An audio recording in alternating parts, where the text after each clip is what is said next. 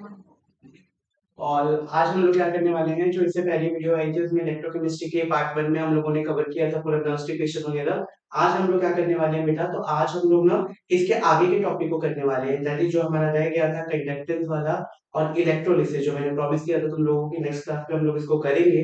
तो उसको आज हम लोग करने वाले हैं, तो चलिए शुरू करते हैं अपने आज के टॉपिक को, ठीक है। और देखते हैं कि क्या क्या है। ये छोटा वीडियो रहने वाला है, ज्यादा बड़ा नहीं है, क्योंकि इसमें हम लोग बस कुछ टॉपिक जो रह गए थे उसी को डिस्कस करने वाले हैं।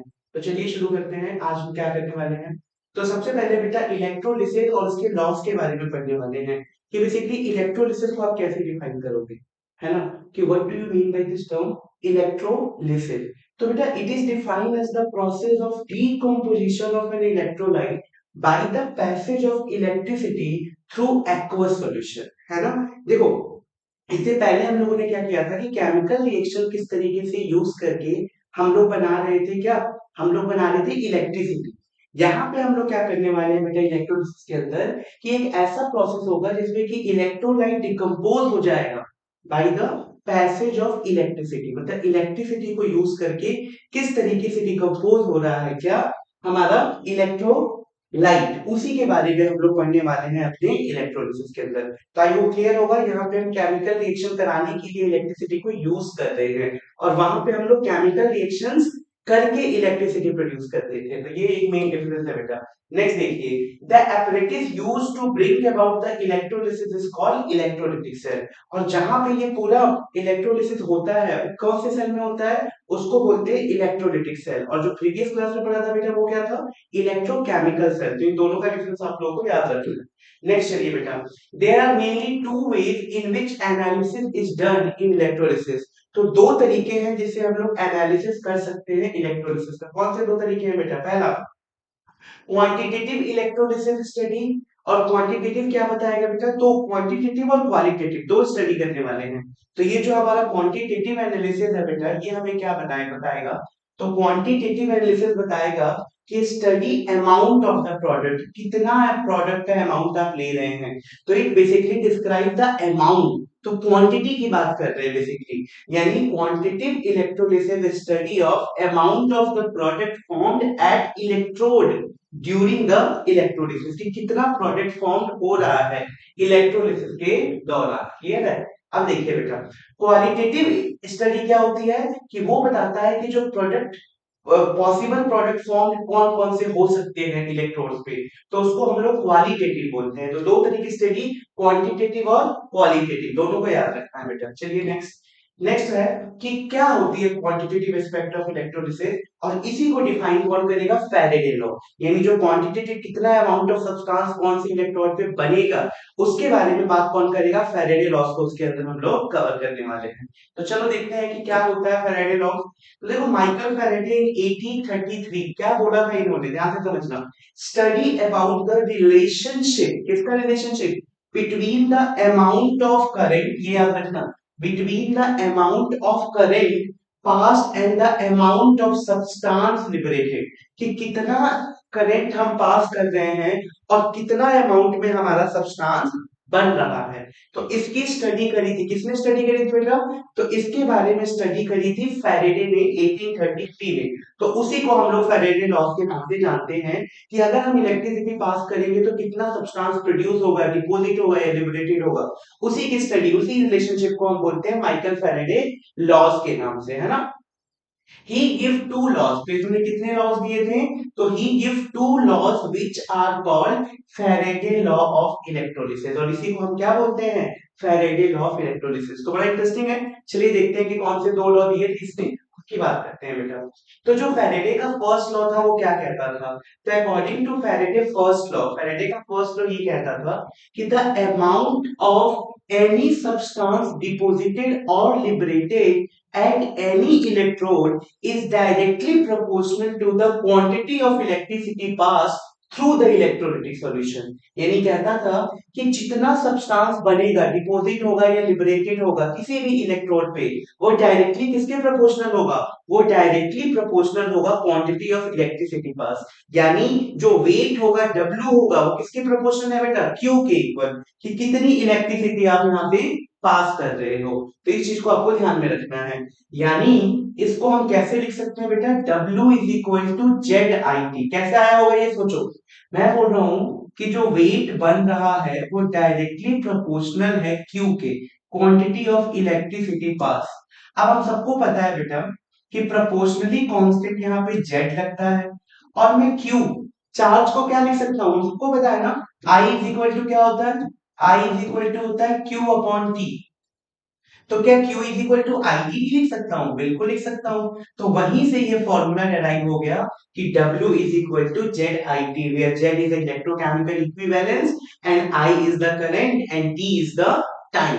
ठीक है, इस तरीके से डिफाइन कर सकते हैं। इस Z की वैल्यू क्या होती है, तो आप खुद सोचो बेटा, अगर W is equal to Z Q है ना, तो अगर मैं बोल दूं कि व्हाट इज दिस Z, तो मैं बोल दूं कि अगर मेरा 1 कूलाम का चार्ज है, तो उस केस में W किसके इक्वल हो गया बेटा, Z के इक्वल हुआ कि नहीं, जल्दी बताइए, हुआ ना। यानी मैं बोल सकता हूँ क्या कि इलेक्ट्रोकेमिकल इक्विवेलेंस और भी से Z अमाउंट कितना हो जाएगा, Z किसके इक्वल, यानी अमाउंट ऑफ सब्सटेंस डिपॉजिटेड और liberated when 1 coulomb of electricity is pass is called Z, और भी से इलेक्ट्रोकेमिकल इक्विवेलेंस। यानी जब 1 कूलम का चार्ज पास करने पे जितना भी सब्सटेंस डिपॉजिट या लिबरेटेड होगा, उसी वैल्यू को हम क्या बोलने वाले हैं, जेड बोलने वाले हैं। तो बहुत आसान तरीके से हम जेड की कैलकुलेशन कर सकते हैं। तो आई होप क्लियर होगा फैराडे फर्स्ट लॉ, जल्दी बताओ क्लियर है, गुड। तो इस तरीके से हम लोग फैराडे फर्स्ट लॉ के बारे में पढ़ते हैं। देखो यहाँ पे हम लोगों ने मैथमेटिकल एक्सप्रेशन भी निकाला है कि W is equal to Z I T, where I and T is the current and time respectively and Z is known as electrochemical equivalence। Clear है, तो इस चीज को थोड़ा सा याद रखेंगे बेटा कि Z is known as electrochemical equivalence। ये रहा। अब देखिए बेटा कैसे Z को निकालोगे आप, तो Z को निकालने का तरीका होगा equivalent weight of the substance upon 96,500। और भी से कैसे निकालेंगे Z, और आसान सा फॉर्मूला बता देता हूं मैं। इक्विवेलेंट वेट यानी आप क्या करना, मॉलिक्यूलर मास लो, जिस भी रॉड का डिपॉजिटेड होगा या लिबरेटेड होगा, जो भी सब्सटेंस उसका मॉलिक्यूलर मास, उसको n और डिवाइडेड बाय फैराडे कांस्टेंट। तो इस तरीके से बेटा हम Z निकाल सकते हैं। ये तो अपना इक्विवेलेंट वेट हो गया ना, मॉलिक्यूलर मास अपॉन n, ठीक है, और डिवाइडेड बाय f। तो ये फॉर्मूला यूज करना है आप लोगों को कि Z is equal to molecular mass upon n, और इस तरीके से हम लोग क्या निकाल सकते हैं, इलेक्ट्रोकेमिकल इक्विवेलेंस को, where 96,500 is called Faraday constant, और ये हमेशा इसकी वैल्यू गिवन होती है। देखो इसकी एग्जैक्ट वैल्यू तो ये है 96,487, विद अप्रोक्सीमेशन हम 96,500 ले सकते हैं। तो अगर गिवन नहीं हो तो आप ये लो, अगर ये गिवन होता है तो इस वैल्यू को पुट करना है। क्लियर है, तो यहाँ तक तो आई होप कोई प्रॉब्लम नहीं होगी। ठीक है बेटा, चलो। तो this is all about the Faraday law. ये फैराडे लॉ में एक छोटा सा क्वेश्चन पूछा गया आप लोगों से कि 2 Faraday of electricity is pass through the solution of copper sulphate, the mass of the copper deposited at cathode. ये जेईई में 2015, और ये क्वेश्चन मैंने क्यों इंक्लूड किया है क्योंकि ऐसे ही क्वेश्चन पूछे जाते हैं तुम्हारे सीबीएसई के बोर्ड एग्जाम में भी, सेम टू सेम क्वेश्चन आए पड़े हैं बोर्ड एग्जाम में भी। तो कैसे करोगे बेटा इसका सॉल्यूशन, अगर मैं बोलूं कि क्या होगा, किस तरीके से सॉल्व करोगे बेटा इसको, चलो देखते हैं फटाफट। देखो हमें निकालना क्या है, सबसे पहले मुझे आप ये बताओ हमें क्या निकालना है बेटा, यहाँ पे हमें निकालना है mass of the copper deposited, यानी W निकालना है। हम सबको पता है कि W is equal to what, W is equal to Z I और T, that is Z I into T, यही तो है। ठीक है, अब देखो बेटा कि क्या क्या वैल्यूज आपको इसमें गिवन है, मुझे आप ये बता दो एक बार कौन कौन सी वैल्यूज आपको यहाँ पे गिवन है, जल्दी बताइए। W is equal to Z I T में कौन कौन सी वैल्यूज गिवन है, बताइए बेटा। W is equal to Z I T पे कौन कौन सी वैल्यूज हम लोगों को गिवन है, कौन कौन सी वैल्यूज गिवन है, जल्दी बताओ। कैसे देखोगे, ध्यान से देखो बेटा, अगर मैं इसको ध्यान से लिखूं तो मुझे यहाँ पे क्या क्या गिवन है बेटा, 2 फैरेडे ऑफ इलेक्ट्रिसिटी, यानी आपको साफ साफ गिवन है। यहाँ पे आई और टी की जरूरत ही नहीं है क्योंकि सीधा क्यू के टर्म्स में दे रखा है। यानी कितना दे रखा है, 2 फैरेडे, यानी 2 फैरेडे ऑफ इलेक्ट्रिसिटी आपको गिवन है, याद रखना। तो 2 Farad of electricity pass through the solution of copper sulfate, the mass of the copper deposited in। तो हम लोग को एक और फॉर्मूला पता है कि W is equal to Z और Q, ठीक है, Z और Q। इसमें I और T का कोई मतलब ही नहीं है क्योंकि गिवन ही नहीं है, अगर गिवन होता तो IT के रिस्पेक्ट में निकालते हैं। अब ध्यान से देखो बेटा यहाँ पे कि आपको जेड कैसे निकालना है, क्योंकि मेन वही है। तो आप जेड कैसे निकालोगे? जेड इज इक्वल टू, अभी अभी बताया था, मॉलिक्यूलर मास ले लो अपॉन ले लो एनएफ। ठीक है, तो मॉलिक्यूलर मास आपको यहाँ पे गिवन होगा। Molecular mass of the copper कितना दे रखा है? 63.5। And what is an? Copper sulphate पे कितना चार्ज होगा कॉपर का, जल्दी बताइए। +2, क्योंकि सल्फेट पे कितना होता है? -2। तो एन फैक्टर कितना हो गया यहाँ पे? +2। तो यहाँ पे रखिए 2 और इनटू फैराडे कांस्टेंट, यानी आप इसको एफ के टर्म्स में ही ले लो, अदरवाइज आप चाहो तो इसकी वैल्यू भी रख सकते हो 96,500। अब क्या करना है बेटा? आपको Q कितना गिवन है? तो यहाँ पे साफ साफ पता है 2 Faraday of electricity. 2 Faraday of electricity, अब सबको पता है 1 फैराडे किसके इक्वल होता है? 96,500 कूलम। तो क्या आप सबकी वैल्यू अगर आपको पता है तो इसमें वैल्यू पुट करके आंसर नहीं निकाल सकते हो? मेन था इसमें जेड निकालना, जो मैंने तुम्हें बताया। तो देखो बेटा किस तरीके से इसका आंसर आएगा, बहुत सिंपल तरीके से। Q इज इक्वल टू, आपको सीधा क्या गिवन है? Q इज इक्वल टू सीधा 2f गिवन है, तो कोई प्रॉब्लम ही नहीं है। दिस इज Q, तो Q is equal to 2f। और हम लोगों ने क्या निकाल दिया? Z निकाल दिया उस तरीके से। तो इस तरीके से जैसी वैल्यूज को पुट करोगे you will get W। That is what is W? W is equal to Z3। तो हमने सबकी वैल्यू को पुट कर दिया। Z कितना था? 63.5 अपॉन 2 इंटू f। और चार्ज कितना था बेटा? 2f। तो F से F कैंसिल हो गया, 2 से 2 कैंसिल हो गया, तो what you get? You will gate 63.5 ग्राम। तो this is the required answer. Clear है? तो आई होप ऐसे क्वेश्चन कर सकते हो बहुत आसानी से, है ना? तो इस तरीके के अगर क्वेश्चन आते हैं तो जनरली इस तरह के क्वेश्चन पूछे जाते हैं आपके किस पे? On the basis of Faraday first law. तो इस तरीके से बेटा आप ऐसे क्वेश्चन को सॉल्व कर सकते हो। आगे बढ़े, चलो नेक्स्ट देखिए बेटा, एक और क्वेश्चन है, ये तुम लोगों को मैं दे रहा हूँ, आप लोगों को करना है। इसमें क्या क्या बोला है? अ सॉल्यूशन ऑफ निकल nitrate is electrolysed between the platinum electrode using 0.1 Faraday electricity. यहाँ पे जो Q है वो Q कितना दे रखा है? तो Q दे रखा है 0.1 F। ठीक है जी। और how many mole of Ni will be deposited, आपको नंबर ऑफ मोल Ni के निकालने हैं। और निकल नाइट्रेट है तो यहाँ पे N की वैल्यू कितनी हो जाएगी? अगेन 2 हो जाएगी। तो इस तरीके से, तो ये क्वेश्चन मैं तुम लोग को देता हूँ, तुम लोग इसको सॉल्व करो। और कोई भी डाउट आता है तो तुम कमेंट में लिख सकते हो कि बेटा क्या डाउट आ रहा है क्या नहीं। सेम फिनोमेना पे होगा ये क्वेश्चन भी, ठीक है? तो इसको तुम लोगों को खुद ही सॉल्व करना है। चलिए नेक्स्ट चलते हैं। अब बात करते हैं हम लोग फैराडे सेकंड लॉ की। What is this Faraday second law? तो फैराडे का सेकंड लॉ क्या कहता था बेटा? तो फैराडे का सेकंड लॉ ये कहता था कि when the same quantity of electricity, अगर हम सेम क्वांटिटी ऑफ इलेक्ट्रिसिटी को पास करें, है ना, when the same quantity of electricity pass through the solution of a different electrolyte, अगर मैं दो अलग इलेक्ट्रोलाइट कॉपर सल्फेट ले लूं, जिंक सल्फेट ले लूं, और दोनों में सेम अमाउंट ऑफ इलेक्ट्रिसिटी को पास करूं, तो क्या होगा बेटा? है ना? तो क्या हो जाएगा? Both are connected in series. The weight of the substance produce, ये याद रखना, the weight of the substance produce at the electrode is directly proportional to their equivalent weight, यानी weight of the copper deposited is directly proportional to equivalent weight of the copper. Similar way में weight of the Ag deposited is directly proportional to equivalent weight of Ag.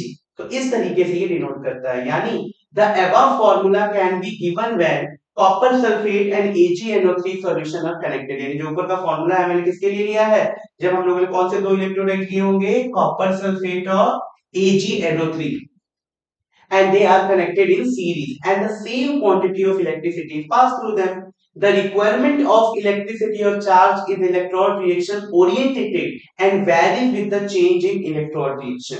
तो जैसे जैसे आप electrolyte को बदलते रहोगे वैसे वैसे आपका जो वेट और मास है वो भी बदलता रहेगा। तो बड़ा सिंपल सा इक्वेशन है जिसमें हम डिफाइन कर सकते हैं इसको ऐसे कि W1 upon W2 is equal to E1 upon E2। तो इस तरीके से भी हम डिफाइन कर सकते हैं अपने फैराडे के सेकंड लॉ को। तो छोटा सा स्टेटमेंट है लेकिन आप लोगों को बेटा ध्यान रखना है कि what is this Faraday law. Now अब हम बात करते हैं कि कंडक्टेंस इन इलेक्ट्रोलिटिक सॉल्यूशन की, किस तरीके से इलेक्ट्रोलिटिक सॉल्यूशन में कंडक्टेंस होता है, क्या इसकी कहानी है। तो ध्यान से समझना बेटा, बहुत ज्यादा इंपॉर्टेंट टॉपिक है ये वाला हम लोगों का कि कंडक्टेंस इन इलेक्ट्रोलाइटिक सॉल्यूशन तो किस तरीके से होता है। तो देखिए बेटा, सबसे पहले the power of electrolyte to conduct electric current is called conductance और कंडक्टिविटी। ऑब्वियस सी बात है कि भाई इलेक्ट्रोलाइट का कितना पावर है इलेक्ट्रिक प्रोड्यूस करने का, इलेक्ट्रिसिटी कंडक्ट करने का, दैट इज कॉल्ड कंडक्टेंस और we say conductivity. Just like the metallic conductor, electrolytic solution also obey the Ohm's law, that is V is directly proportional to I, है ना, यानी current flowing through the conductor is directly proportional to the potential difference between the two end of the conductor, यानी ये भी उस Ohm's law को follow करता है। The current यानी ये बता दिया हम लोगों ने। नेक्स्ट देखिए बेटा, ये बहुत ज्यादा इंपॉर्टेंट चीज रहने वाला है, मैं बता रहा हूँ। इसके सभी फॉर्मूले को मैं बिल्कुल नहीं बोलूंगा कि आप सभी फॉर्मूले को रख लो, बस एक फॉर्मूला ध्यान रखो, और वो कौन सा फॉर्मूला याद रखना है जो तुम्हें बिल्कुल याद रखने की जरूरत नहीं है, तुम्हें पहले से ही पता है। क्या फॉर्मूला बेटा, जल्दी बताइए। वो फॉर्मूला तुम सबको पता है पहले से ही, वो ये है कि R is equal to rho L upon A. इस फॉर्मूला सबको पता होगा इस बच्चों, है ना, सबको पता है। That is resistance is equal to rho L by A, where rho is the resistivity, L is the length of the conductor and A is the cross sectional area of the conductor. बस एक formula याद रखना है और इसी को change कर करके सभी फॉर्मूले को डिराइव कर लेंगे, ठीक है। Just remember one single formula, बिल्कुल ये पूरा याद करने की जरूरत नहीं है। अब देखिए बेटा, अगर मैं सबसे पहले रेजिस्टेंस की बात करूं तो वी नो रेजिस्टेंस क्या करता है, करंट को फ्लो होने में रोकता है, यानी provide obstruction in the path of current flow. तो देखो R इज इक्वल टू कितना हो गया, according to Ohm's law V by I, where SI unit of R is ohm. और यहीं पे आके एक फॉर्मूला भी नोट कर लो जो मैंने लिखवाया है, that is R is equal to rho L upon A। तो ये फॉर्मूला आपको एकदम अच्छे से ध्यान में होना चाहिए। नाउ व्हाट इज कंडक्टेंस, तो जो कंडक्टेंस होता है ना बेटा, conductance is reciprocal of resistance, है ना, यानी रेजिस्टेंस जिस तरीके से करंट को बहने से रोक रहा है, फ्लो होने को ऑब्स्ट्रक्ट कर रहा है, उसी तरीके से कंडक्टेंस उसको अलाउ करेगा, यानी conductance is reciprocal of resistance. तो चलो, अगर कंडक्टेंस को कई लोग सी कई लोग जी से भी रिप्रेजेंट करते हैं, तो आप जी से भी रिप्रेजेंट कर सकते हो, तुम्हारी मर्जी है, जैसे देख लो। अब ये 1 अपॉन आर है बेटा, तो इसका क्या फॉर्मूला बनेगा, इसका फॉर्मूला तो ये बन गया। चलो, 1 अपॉन आर का फॉर्मूला क्या हो जाएगा, जल्दी जल्दी बोलो। That is 1 upon rho and this is A upon L, यही तो होगा। तो ये किसका फॉर्मूला हो गया बेटा, कंडक्टेंस का। तो conductance is equal to 1 upon rho into A by L, इस चीज को याद रखना है बेटा, ए अपॉन एल। क्लियर है। तो देखो, एक ही फॉर्मूले से मैं सब फॉर्मूले को डिराइव करके दूंगा तुम्हारे लिए, तो ये याद रखो। नेक्स्ट देखो बेटा, व्हाट इज स्पेसिफिक रेजिस्टेंस और वी से रेजिस्टिविटी। तो resistivity is defined as the resistance of the conductor जिसका लेंथ 1 सेंटीमीटर हो और एरिया कितना हो, 1 सेंटीमीटर स्क्वायर। तो बेटा, अगर मैं यहाँ से बोलूं कि मुझे रो का फॉर्मूला बताओ, तो रो इज इक्वल टू क्या हो जाएगा, जल्दी बताइए। रो इज इक्वल टू क्या हो जाएगा, आर, फिर फर्स्ट फॉर्मूले को ही देखो, R into A upon L. तो क्या यहाँ से रो नहीं निकल जाएगा, तो देखो मैंने रो के लिए भी तुम्हें फॉर्मूला बता दिया, तो एक रो का भी फॉर्मूला निकल के आ गया कि rho is equal to R into A upon L. Now सबसे इंपॉर्टेंट चीज बेटा, cell constant, most most most important. What is this cell constant, cell constant बेटा कि किसी भी सेल का उसका लेंथ और एरिया का जो रेशियो होता है ना, वो हमेशा क्या आता है, कांस्टेंट आता है, और इसी को हम क्या बोलते हैं, सेल कांस्टेंट। यानी cell constant is equal to L upon A. ठीक है, तो इस तरीके से आप सेल कांस्टेंट को डिफाइन कर सकते हो। अब सबसे इंपॉर्टेंट चीज आती है स्पेसिफिक कंडक्टेंस और भी कॉल कंडक्टिविटी, कि भाई स्पेसिफिक कंडक्टेंस और कंडक्टिविटी क्या होगा। तो बेटा, कंडक्टिविटी जैसे कंडक्टेंस किसका उल्टा था, रेजिस्टेंस का, तो कंडक्टिविटी किसका उल्टा हो जाएगा, रेजिस्टिविटी का। तो क्या मैं इस कंडक्टिविटी को ऐसे लिख रहा हूं, ध्यान से समझना, लिख सकता हूं conductivity is equal to 1 upon resistivity, लिख सकता हूं। और बिल्कुल बेटा, के का के रहा, रो की वैल्यू कितनी है, rho is equal to this, इसको इनवर्स लिख लो, यानी ये क्या हो जाएगा, 1 upon R into L upon A. तो ये निकल के फॉर्मूला आ गया कंडक्टेंस और भी से कंडक्टिविटी का। तो देखो, सिर्फ एक फॉर्मूला यूज करके मैंने सारे फॉर्मूले यहाँ पे डिराइव किए हैं। Where what is L by A, L by A is known as cell constant. यानी अब देखो, k is equal to 1 upon resistivity, और इसको इस तरीके से भी हम लोग लिख सकते हैं, that is 1 upon R into L by A. ठीक है, तो ये फॉर्मूला हो जाएगा हमारा पूरा किसका, स्पेसिफिक कंडक्टेंस का। स्पेसिफिक कंडक्टेंस का मतलब ही क्या हो गया बेटा, कि the reciprocal of the specific resistance और भी से रेजिस्टिविटी, उसको हम लोग डिफाइन करते हैं स्पेसिफिक कंडक्टेंस या conductivity which is equal to 1 upon r into l by a। चाहो तो आप इसको एक और फॉर्म में लिख सकते हो। कौन से फॉर्म में लिख सकते हो बेटा? यहाँ पे थोड़ी सी जगह की कमी है, अभी देखो मैं लिख के दिखाता हूँ। 1 अपॉन r को आप कंडक्टेंस लिख सकते हो दैट इज g, और l बाय a क्या होता है? Cell constant. तो आप इसको ऐसे भी तो लिख सकते हो कि k is equal to g into g star, यानी conductivity is equal to conductance multiply cell constant. तो देखो सारे फॉर्मूले को मैंने डिराइव करा दिया तुम्हारे लिए बस एक चीज को यूज करके। तो आई होप ये क्लियर होगा तुम्हें, कोई प्रॉब्लम नहीं है इसमें, है ना? चलिए बेटा नेक्स्ट देखो। नेक्स्ट क्या आता है? Molar conductance. तो मोलर कंडक्टिविटी क्या होता है बेटा? Basically the conducting power of all the ions produced by dissolving 1 gram mole of an electrolyte, कि 1 gram mole of an electrolyte को डिसॉल्व करने पे जो भी कंडक्टिंग पावर आ रही है that is called molar conductivity and it is denoted by cap M. इसको किससे डिनोट करते हैं बेटा? कैप एम से डिनोट करते हैं। देखिए फॉर्मूला क्या आ रहा है। तो this is the molar conductivity, है ना? This is the molar conductivity. क्या फॉर्मूला आया बेटा जल्दी बताइए? Molar conductivity is equal to K into 1000 upon M. तो इसको इससे भी डोनेट करते हैं हम लोग, ठीक है? तो किसी से भी रिप्रेजेंट कर दो, this and this both are same, है ना?